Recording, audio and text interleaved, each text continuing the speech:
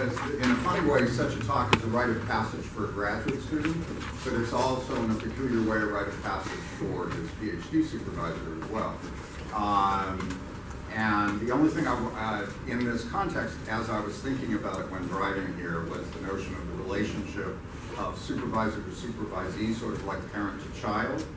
And I think, as they often say about children, independent-minded children are the most difficult to deal with and the most interesting to have. And this is certainly the case with Peter, in that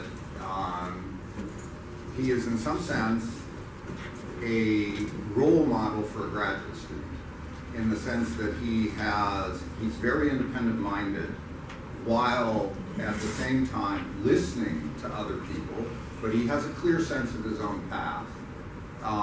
He's very impassioned about politics. I mean, he actually cares and believes that what he writes and does should make a difference. And I think that is laudable, arguably almost necessary for good graduate work as well as being smart, disciplined, and all the rest. And so, with pleasure, I turn it over. All right, so your naive presenter who believes that this sort of thing can have an actual impact is about to present to you now. So I came here 4 years ago with the idea of writing a book that would also double as my dissertation. And the title I chose, obviously, because people, if it actually gets into bookstores, people might mistake it for a Harry Potter book and actually buy it. But it actually has a meaning. So Crooked Timber refers to Kant's saying that out of the crooked timber of humanity, no straight thing was ever made. I interpret that as a reference to our flawed psychology. And the broken branch refers to the fourth branch of government, the media, and the fact that our current media system is profoundly broken. The invisible hand in the marketplace of ideas. I use a lot of ecological and economic metaphors in the book. The realm of politics is a complex system, and ecology is a complex system. It's easy to think about politics, or perhaps easier to think of it as akin to an ecology. Likewise, economics provides some metaphors that I'll use, so that explains the title. This painting is one of my favorites. It's called Campesinos Felices, Happy Peasants by Carlos Enriquez. It hangs in the Museum of Fine Arts in Cuba. And basically, the way I interpret it is it's pointing out with this little part of it, the pig in the top hat and tuxedo with the little sign, vote, in the middle of this hovel with this impoverished peasant family.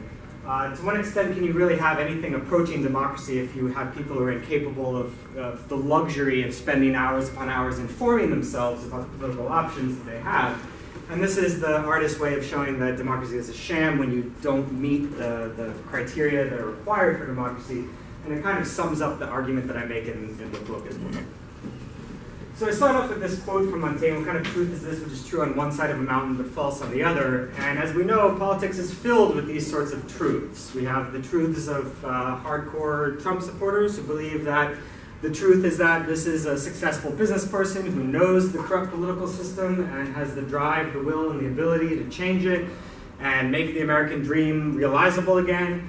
And then you have the truth of those on the other side who say that he's a charlatan who's only going to enrich himself, he's just as corrupt as the political system, will do nothing to change it, and that he's racist, sexist, homophobic, and relied on racism, sexism, and homophobia to get elected. Here are opposing truths, and that's just commonplace throughout the political realm. We also have the truth that democracy is what exists in the United States today, that we, because we have the vote, essentially control our own government. You have the opposing truth that we live in an oligarchy. What really controls our government is money, and more specifically, people with wealth. You've got the truth that regardless of the fact that we have choices to vote for, those choices are largely illusory, that we'll just end up choosing some variety of corporate rule. And then you have the truth that no, the voting system actually does give us freedom of choice. We could choose whoever we wanted to represent us. So an opposing truth there. We've got the truth that the vote really does grant us political power, that politicians have to be responsive to the median voter, or else they're going to lose. And then you have the opposing truth that politics actually is predominantly controlled by people with money, influence, access, and the needs and desires of the common people are generally ignored for the desires of people with wealth and power. Which brings up this terrifying light font quote from Robert Dahl. He's saying that political preferences are simply plugged into the system by leaders, whether they're business or whatever kind of leader, in order to extract what they want from the system. Then the model of plebiscitary democracy is substantially equivalent to the model of totalitarian rule. Now, basically, what I'll be arguing to the course of this is that this supposition is generally accurate, in fact, but there's just a little bit of dispute I'd have with the idea of plugging in. Plugging in isn't so easy. The metaphor doesn't really fit the reality perfectly well. And then I would use a different word than substantially. I would say roughly rather than substantially, because there are some aspects of real substance that differ, that separate this system from a truly totalitarian system. But largely, I think Dahl's supposition is accurate. We also have, going into other contradictory truths, we have the whole economics profession, which, not the whole, but the mainstream of it, the majority neoclassical version of it, which says that the free market works best if it's left to do as it will on its own without much government intervention. And then we have the opposite opposing truth, that this is all a completely failed paradigm, and the dominant paradigm in economics is a total failure. It's responsible for the sorry state that we occupy today in terms of the global economy. We have opposing truths in the realm of foreign policy as well. One truth, that the US government is a force for good and justice and peace around the world, and that the best interests of all are ultimately at heart. Then there's the opposite perspective, that the US government essentially operates in a realist manner, or as C. Wright Mills called it, a crackpot realist manner, focusing solely on maximizing its own power and wealth, to hell with morality, human rights, etc. This kind of illustrates the same two sets of opposing truths, that the US government is primarily concerned about peace and spreading peace, and the opposite truth, that the US government has used violence more than just about any government over the past century. And lastly, you have views of history, where very contrasting views of truth clash. The view that the US, while it might have had very terrible things in its distant past, genocide of Native Americans, slavery, etc., the fact that that has been successfully fought against means that today the US government is primarily an entity leading towards greater good around the world, versus the view that much of the rest of the world has damn good reason to hate our collective guts, as the cartoon says. So basically what I'm trying to set out to answer is, why do we believe what we believe about politics? And to do that, there isn't one specific field of science that sets out to answer this question. It required looking at a bunch of different fields and seeing what in combination they could tell us. So first, I had to start off with some sort of theoretical perspective. And since we're dealing with political beliefs, ideas, we need to basically look at information. What is information fundamentally? How did we as a species come to have so much of it? Compared to all these other species, we're amazing. We're sitting here with clothes, with computers, writing things, in a building. We have an immense realm of the intellect our species has that others don't. How did that happen? And how do we select information out of the incredible wealth of information in terms of ideologies, worldviews, religions, languages, etc.? How do we come to select what we end up selecting? From this theoretical perspective, it kind of forces us to look at the ecology of information in a couple of ways. So we see that there are biases of supply and demand. Demand-side biases would basically be biases that exist in the ecology of the human mind. Psychological biases that make it more likely that we accept some information over other information. Supply-side biases would essentially be any political or economic pressure that affects what supply we're offered in the most easily available supply of information, which comes from the news media. Moving on to get into demand biases, we'd have to look at our evolutionary history to see what sort of minds our process of speciation produced. how that affected the brains that we have today, the psychology we have today. Then we'd have to look at social psychology, how biases affect the process by which we absorb information out of the total possible in our information environment, or the marketplace of ideas, or the information ecology.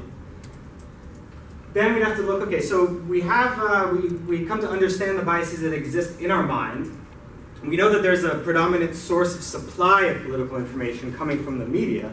Now we have to look at how that transition happens. Does it happen in the way that our computer downloads files from the internet, perfect copies? Or does it happen in a much more problematic or biased way? Basically, we have to look at all of the research on media effects to see how the supply of information provided by the media affects what our beliefs come to be. Then moving on to the more purely supply side, basically the political economy of media is where we would look to find out what pressures, political and economic, are operating on media institutions that make some information more likely to be part of our supply than other pieces. Lastly, even after looking at all of this, it could be the case that our psychology is so intrinsically flawed that it wouldn't really matter what kind of media system we have. We're doomed to, because we're lazy or too stupid or too biased, that it wouldn't really matter if we had a highly informative media system or a total fluff, garbage, worthless media system. We'd both end up total idiots because we're just that flawed. The timber out of which we're produced is so crooked we couldn't possibly do any better. Thankfully, the US isn't the only country in the world, and there are other countries with different media systems that we can look to try to see what features of media systems correlate with higher levels of average political information within that polity.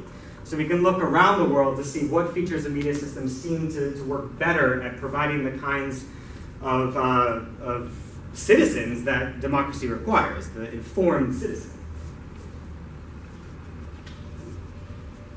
So basically, another question, or another way of putting it, is what role does the media play in politics? What kind of power does the media have in the political realm? And it calls to mind Stalin's quip when somebody asked him about the Pope, and what is the Pope going to say or something? And he says, yeah, how many divisions does the Pope have? The Pope doesn't control an army. Why should I give a damn about him? He has no power. Well, likewise, the media has no army, but it nonetheless has a very real form of soft power. As Senator Brahman points out, information power, out of all of the different varieties of power in existence, informational power is the most fundamental form of power. It underwrites every other form and can undermine every other form as well. So basically what I'm proposing in this kind of narrative look through a bunch of different fields is that the US media does in fact comprise a de facto propaganda system. And of course, for a lot of people, that's going to be like, oh, God, I don't like the sound of that. That's very uncomfortable. It seems inaccurate. And there are a lot of criticisms that immediately come up that people will generate to argue against this. There's no conspiracy controlling the media, using it as the strings of a puppet to try to manipulate people. Journalists are largely free to say and write what they like. Granted, the surveys from the 60s to the 80s showed that very few journalists noted any sort of control over what they write. Before that, and now post-2000, we have surveys that show that a significant minority of journalists actually do say that they've self-censored due to pressure to basically protect the interests of the company employing them. But largely still, nonetheless, they are free to say and write what they like. Journalists are often adversarial towards government and corporations. We're going to see that for the next 4 years, I predict. The Trump administration is going to get a lot of flack from the media. And the US is an open society without censorship. You can go to the library, go to the bookstore, go on the internet, see whatever the heck you want. You can even order the Anarchist Cookbook, a book describing how to make bombs. The US is an open society to that extent. I think it's still the case you can order that. Maybe after 9/11 it changed that. Anyway. Yeah, you might not want to. You definitely get yourself on the face. Furthermore, media critics, really harsh, strident media critics, are likely to be adherents of ideologies that are outside of the mainstream. And that leads one to think that maybe they're motivated really just by disappointment that people don't think the way they think. And so they focus on the media because they think, you know what, everyone would think like I do if only my view got into the media. So what I'm arguing is that each of these points are correct. I think that all of these points are absolutely 100% correct.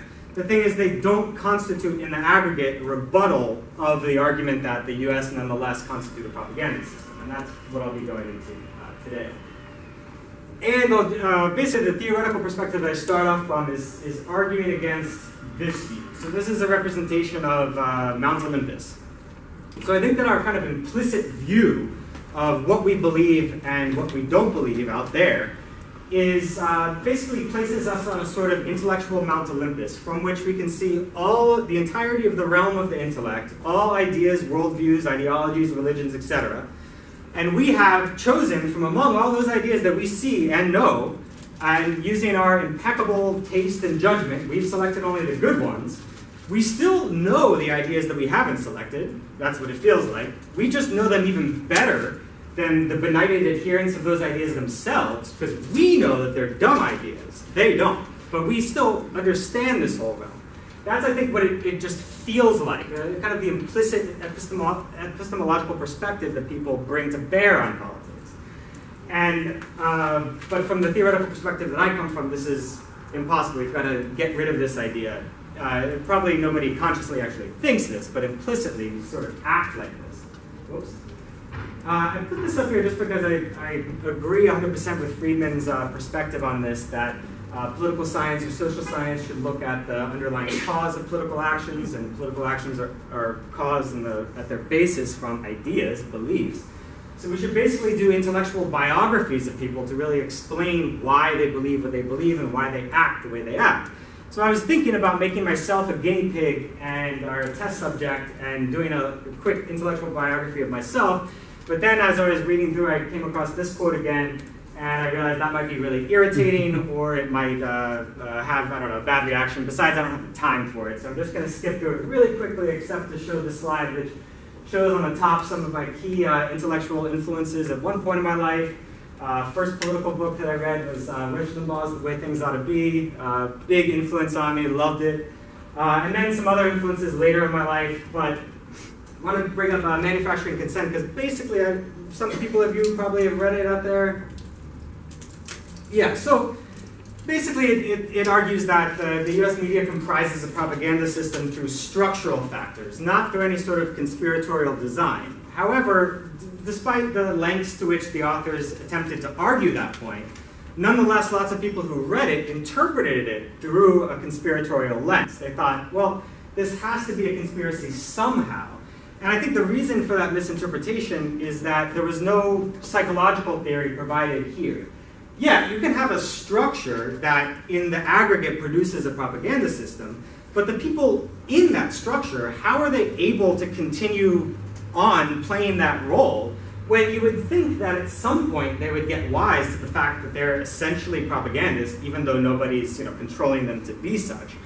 So basically this investigation is trying to flesh out this theory by bringing a realistic psychological theory to the picture that was presented there. Okay, so for the theoretical perspective starts with was looking out to see what areas of science attempted to deal with information, try to explain how we all use information, how information affects us, how it changes, etc. And basically found these three areas that I think do the best job, or maybe the only areas that really attempt to answer this question at all. So starting off, so I'll just quickly go through a brief description of them. So mean theory or cultural evolution theory is the idea that we know evolution insofar as biological evolution is concerned. We think that evolution itself is coterminous with biological evolution. But the evolutionary process itself is an abstraction. It's an algorithm that can be applied in many different instantiations, biology just being the one that we kind of got to first. Although arguably, anthropologists and linguists kind of got to it first in a sense, because they started looking at hereditary, branching tree diagrams of languages. Anyway, leaving that aside, Evolution itself is an abstract process, an algorithm that can be applied in many different areas. It basically consists of variation, selection, retention. That happens in biological evolution, as we all know, through variants being introduced, some of them surviving, others disappearing, offspring being more or less retaining the characteristics of their parents. That's how it works in biological evolution. It works in much the same way in cultural evolution, where ideas evolve. It also works in our immune systems. That's how they deal with new threats, new pathogens. They evolve through the exact same, using the same algorithm to do that. We've also started using the evolutionary algorithm in designing software. You can design software that uses these 3 characteristics of the evolutionary algorithm to create a program that can come up with solutions to problems that from the beginning we had no idea how to solve. So that's mean cultural evolutionary theory in short. Then there's schema research, which says, okay, people who look at cultural evolution just are really looking at information itself. We want to look at how the human brain actually uses information, not in the abstract, but in the actual brain. And so they find that we don't act like computers, just taking discrete bits of information and storing them. Rather, we accumulate information. It's stored in schematic structures where something like sports car will be connected to its various attributes. They're also connected to emotions, to memories, experiences we've had. So if I teach to 5-year-old children the idea of inequality, assuming they've never understood the term before, a rich kid is going to encode that in a schematic structure that's fundamentally different from the way a poor kid would. The poor kid's going to attach it to experiences that that kid has had as a result of being in a dominated position. The rich kid might, attach it to experiences he's had visiting a country club with his parents and the people working there. Maybe that would be the way, but it would be fundamentally different on the level of schematic encoding. In addition, the information we already have powerfully affects the way that we absorb information that we don't yet have. So it exerts a kind of gravitational pull or even a repellent force when ideas that are coming into our minds that we're being presented with conflict with what we already believe. So if you imagine learning about the United States as a kid, learning primarily good things about the US, you have a schematic structure that's basically United States connected with a leading fight in the civil rights movement, a leader in feminism, a leader in gay rights, all generally good things. Then if that's your schematic structure, understanding the United States, and you're exposed to ideas that contradict that make it seem as though negative things the United States government has done around the world, that information is going to be very difficult to incorporate in that predominantly positive schematic structure. It's going to run into a resistance. If you get enough information, it might break that schematic structure apart entirely, but just little bits and pieces are more likely to be simply rejected because they can't be incorporated into that structure. And then social representations is kind of like a sociological psychology looking at large groups of large bunches of information, not just individual memes here and there, but larger things like ideologies, worldviews, opinions on political issues, conceptions of new sciences, and how they spread and evolve in society and produce effects in society. Put all together, or rather just the most important takeaways from these 3 theories, which I think can be synthesized, and that's what I argued in the book, is that they should be synthesized to get a broader view of how information is important to our understanding of politics. One of the important takeaways is information is physical. So in information theory, the people that made our cell phones, the internet, etc., they conceptualize information as the reduction of uncertainty. A message that is transmitted through a phone line reduces uncertainty on the other end, and the extent to which it reduces uncertainty is its information content. On a physical level, information is simply the opposite of chaos or entropy. It's the organization of physical matter. That's what information is, whether it's an idea in my head, files on my computer, words, ink on a page, the sound waves that are going from my mouth to your ears. It's all the organization of physical matter. Hence, information itself is physical.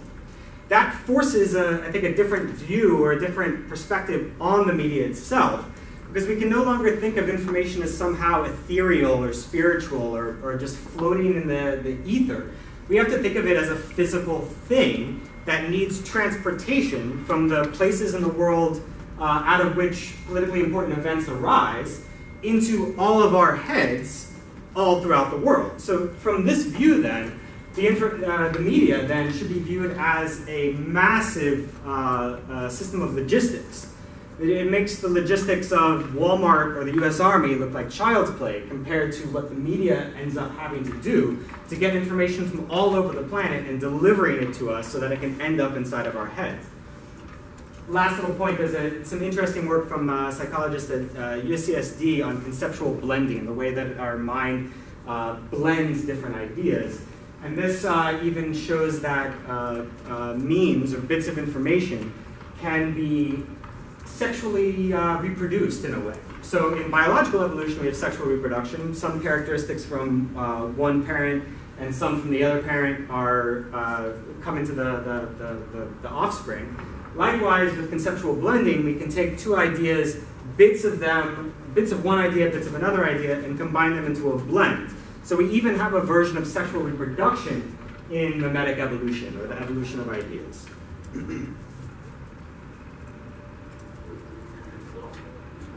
Just want to show some beautiful stars for a second.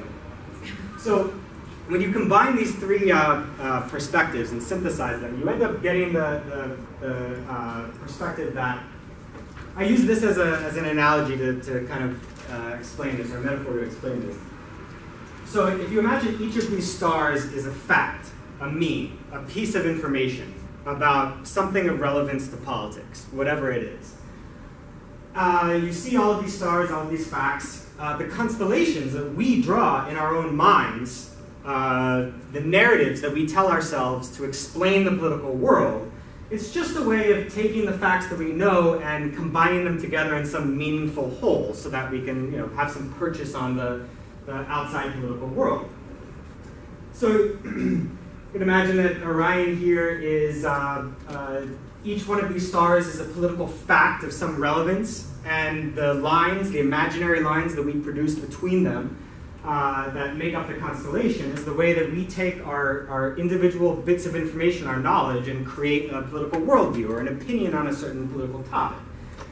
So if you take this to represent, say, like my view of the Iraq War in 2003, let's say these stars up here represent pieces of information that I have gotten from the US media. That up here, Saddam is a monster. Up here, that there's some evidence that he's trying to create a nuclear weapons program. Here, that he killed thousands of his own people, gassed Kurdish people in the population in the past. Here, that he may have links to Al-Qaeda. So let's say that those stars are that information. But then over here, these stars here, this one is that during the time when Saddam was gassing the Kurds, the US government was an ally. So that's that piece of information. Over here might be US foreign policy for decades has been primarily about maximizing wealth and power, and human rights have not really been a real driver compared to that as a motivating force. Over here might be oil is of predominant importance. Over here is that Saddam was a largely secular nationalist. He was always an enemy of Islamic fundamentalists, etc. So that was my overall narrative about the Iraq War. Negative about the war. It's like, this is an idiotic idea, shouldn't happen. More than idiotic, it's evil. It's going to lead to a lot of needless death. The justifications for it are unsupportable because I had these other facts that I got from foreign media sources and friends from other countries. However, if you imagine a night sky where you have, the clouds it's a cloudy night, it's occluding some of the stars, that's basically equivalent to the situation where you just quite simply don't have certain pieces of information. This constellation would be impossible to see if it's a cloudy night, right? You can't see it.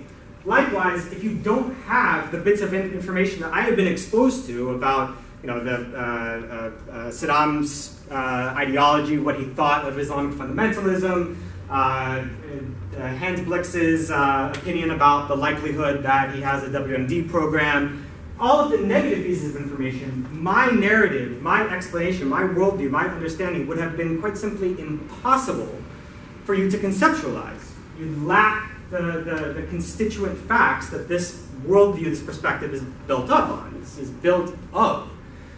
So from this theoretical perspective then, it's already apparent that the media must provide, at the least, a true diversity of information, knowledge, facts, and also perspectives on them to interpret those facts. Without doing so, certain perspectives become quite simply impossible. It's not that you're being brainwashed into believing something, it's that you're being effectively prevented from developing certain interpretations of reality because you lack certain key information. Okay, so